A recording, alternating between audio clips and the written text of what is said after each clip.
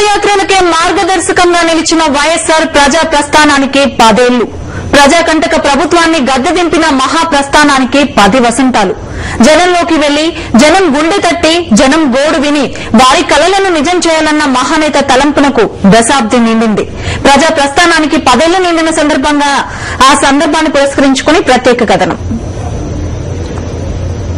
2003 April 9 ప్రజా సమస్యలు పట్టని తెలుగుదేశం ప్రభుత్వంతో విసిగి వేసారిన ప్రజల్లోకి వెళ్లి వారి కష్ట సుఖాలను తెలుసుకోవడానికి ప్రతిపక్ష నేతగా దివంగత వైఎస్ రాజశేఖరరెడ్డి పాదయాత్రకు శ్రీకారం చుట్టిన రోజు.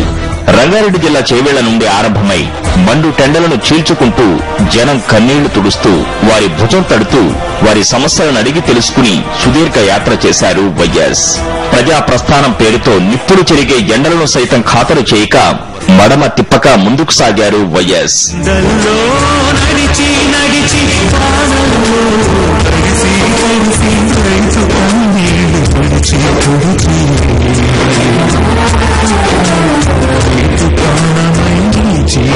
తూర్పుగోదావరి జిల్లాలో కాళ్లకు బొబ్బలెక్కి వైద్యులు వారించడంతో అక్కడే విశ్రాంతి తీసుకున్నారే తప్ప యాత్రను వదిలి వెనక్కి రాలేదు.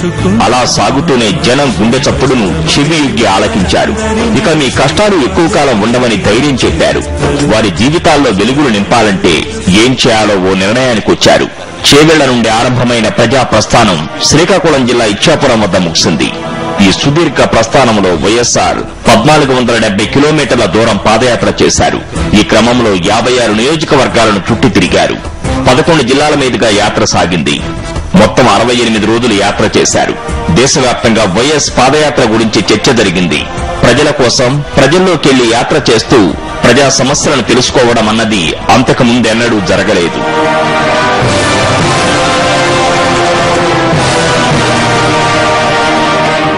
యాత్రను వైఎస్ ప్రజల కష్టాలు కన్నీళ్లను అర్థం చేసుకోవడానికి ఎంచుకున్నారు. తాను అధికారంలోకి వస్తే పేద ప్రజలకు ఏం చేయాలో ఆలోచించుకోవడానికి ఈ ప్రస్థానాన్ని వినియోగించుకున్నారు.